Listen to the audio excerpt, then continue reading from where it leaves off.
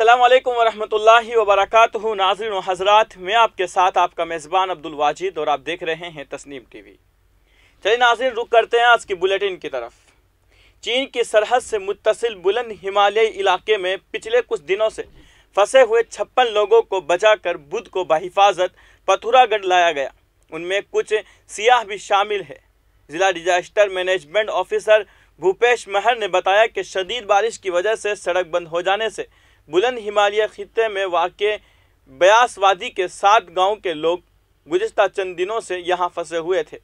ये लोग तिराई से अपने गांव में पूजा के लिए गए हुए थे।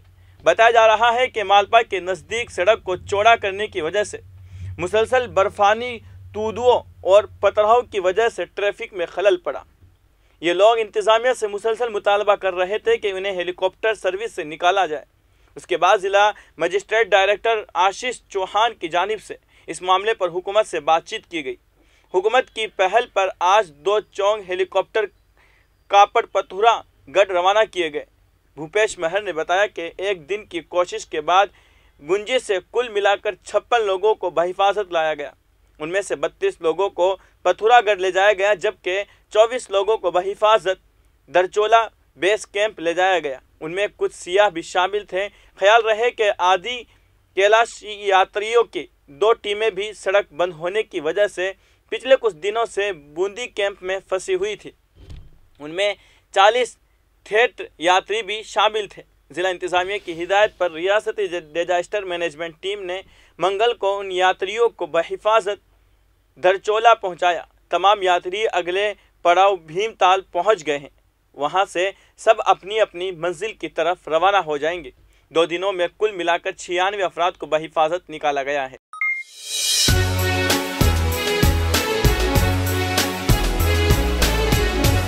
अब रुक करते हैं अगली खबर की तरफ। कौमी अक़लियती कमीशन की जानिब से माहाना प्रेस कॉन्फ्रेंस का इनेकाद किया गया था। इसमें कमीशन के चेयरमैन इकबाल सिंह लालपुरा ने बताया कि 30 जून से 20 सितंबर तक कमीशन को 511 पेटेंशन मौसूल हुई है, जिसमें से 317 पेटेंशन पर कार्रवाई करके उन्हें ख़त्म कर दिया गया है, जबकि 194 मामलों में शुरुआती इक़दाम किए जा चुके हैं। इस दौरान मीडिया के एक सवाल के दौरान इकबाल सिंह लालपुरा ने कहा कि मुल्क में बिल्कुल भी नफरत का माहौल नहीं है। जो लोग ये कहते हैं वो गलत है। जब दिल्ली के जहांगीरपुर इलाके में फ़िरकावार तशद्दुद की खबर सामने आई थी, तब हमने वहाँ का दौरा किया था, लेकिन अवामी लोगों के मुताबिक वहाँ किसी तरह की कोई नफरती माहौल नहीं था। मदरसा में सर्वे किए जाने से मुताल्लिक एक सवाल के जवाब में कौमी अक़लियती कमीशन के चेयरमैन इकबाल सिंह लालपुरा ने कहा कि मदारिस के सर्वे से मुताल्लिक कोई इशू नहीं है। पुलिस लॉ एंड ऑर्डर के मुताबिक काम करती है। हमारे पास सर्वे के बजाय ये शिकायत आई थी कि उत्तर प्रदेश के मदारिस में तकर्री के दौरान हेराफेरी की जाती है। इसके लिए कमीशन के रुकन सईदा शहजादी ने उत्तर प्रदेश का दौरा किया। वहां वज़ीर आला से मुलाकात करके इस मामले को हल करने को कहा। इस पर उन्होंने हमें भरोसा दिलाया कि हम वहां अच्छे लोगों की तकर्री करेंगे। उन्होंने कहा है कि इसके अलावा मदारिस के असातिज़ा को तवील अरसे से तनख्वाह नहीं मिलने की शिकायत भी हमारे पास आई है, जिस पर हमने कार्रवाई करते हुए मरकज़ी हुकूमत को लिखा है कि जल्द अज जल्द मदारिस के असातिज़ा को तनख्वाह दी जाए। बिल्किस बानो के मुजरिमीन को रिहा करने के खिलाफ क्या कार्रवाई की गई है, इस सवाल का जवाब देते हुए इकबाल सिंह लालपुरा ने कहा है कि बिल्किस बानो ने मौका ही नहीं दिया। रिहाई मिलते ही बिल्किस बानो ने अदालत का रुख कर लिया था। ऐसे में हम ज़ेरुत्तवा मामले में कुछ भी नहीं कह सकते।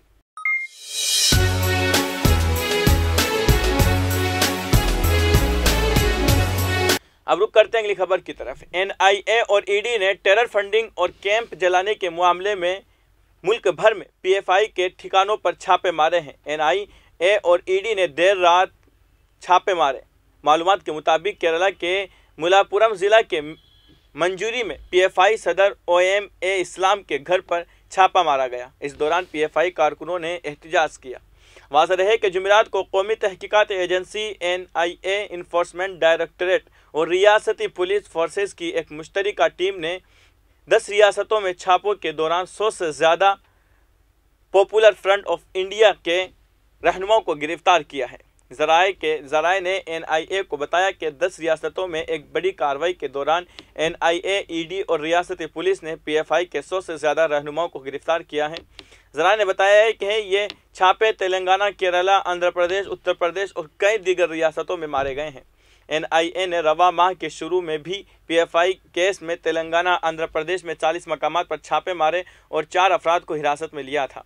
उसके बाद एजेंसी ने तेलंगाना में 38 मकामात, निज़ामाबाद में 23, हैदराबाद में 4, जगतियाल में 7, निर्मल में 2, आदिल आबाद में, करीमनगर इजला में 1-1 और आंध्र प्रदेश के 2 मकामात को करनौल और नेल्लूरू में 1-1 जगह पर तलाशी ली।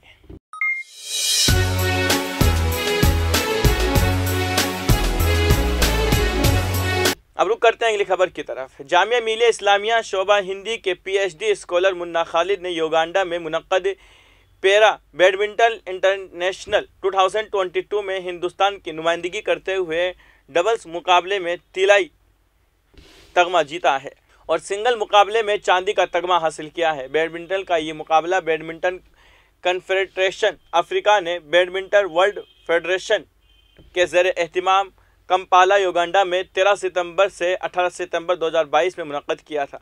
इससे पहले सिंगल मुकाबले में उन्होंने चौथे नेशनल पैरा बैडमिंटन चैंपियनशिप में कांसे का तगमा जीता था और डबल मुकाबले में भी कांसे का तगमा जीता था। इस मुकाबले को पैरा स्पोर्ट्स एसोसिएशन उड़ीसा ने भुवनेश्वर में दिसंबर 2021 में मुनक्कद किया था। वो दिल्ली के पहले खिलाड़ी है जिन्होंने किसी कौमी सतह के खालिद और उसके साथी शशनाक कुमार ने डबल मुकाबले में अपने जापानी हरीफ को हराया था।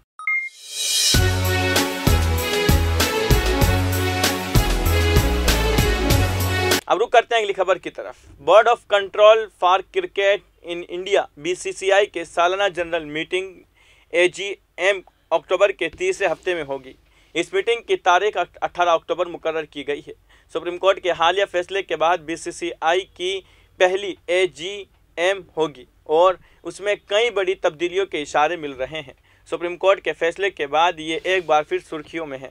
BCCI के ज़राए के मुताबिक जय शाह सेक्रेटरी के तौर पर बरकरार रहेंगे, लेकिन सौरव गांगुली सदर के तौर पर बरकरार रहेंगे या नहीं ये वाज़ेह नहीं है। इस पर अब भी तजब्जुब करार है। दूसरी जानिब राजू शुक्ला को इंडियन प्रीमियर लीग का दोबारा चेयरमैन मुंतखब किए जाने का इम्कान है। BCCI की एक ज़राए ने नाम न जाहिर करने की शर्त पर मीडिया को बताया कि राजू शुक्ला एक ऐसे आदमी हैं जिन्हें BCCI के तमाम धड़ों की हिमायत हासिल है।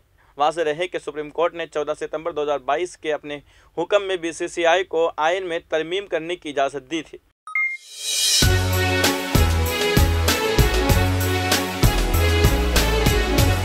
अब रुक करते हैं अगली खबर की तरफ। अफगानिस्तान के दारुल हुकूमत काबुल के पुलिस डिस्ट्रिक्ट 3 के दमचांग इलाके में बुध को हुए एक धमाके में 3 अफराद हलाक और 13 जख्मी हो गए हैं।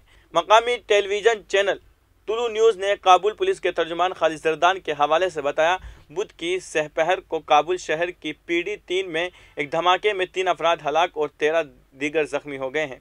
रिपोर्ट में कहा गया है कि धमाके की वजह से जानने के लिए एक तहकीकाती टीम मौके पर पहुंच गई है। एक आईनी शाहिद ने नाम जाहिर न करने की शर्त पर बताया कि हलाकतों की तादाद इत्तला से ज़्यादा हो सकती है। इसी तरह का एक धमाका तकरीबन 2 हफ्ते कबल काबुल में रूसी सफारत खाने के नज़दीक हुआ था, जिसमें 2 अफराद हलाक और 10 दीगर जख्मी हुए थे।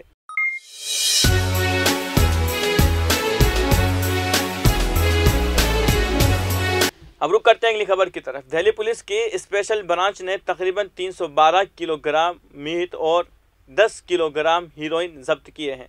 उसे भारत में फ़रोख्त किया जाना था, जिसकी बैनुल अक़वामी मार्केट में कीमत 1725 करोड़ रुपए से ज़्यादा है। पुलिस के मुताबिक स्पेशल ब्रांच ने हीरोइन में भीगी हुई 20 टन मिलेठी की जड़ें बरामद की हैं। मजमूई मंशियात का तखमीना तकरीबन 345 किलोग्राम है। इस मामले में 2 अफ़गान शहरी मुस्तफ़ा स्टोंग जई और रहीमुल्लाह हमीमी को गिरफ्तार किया गया है।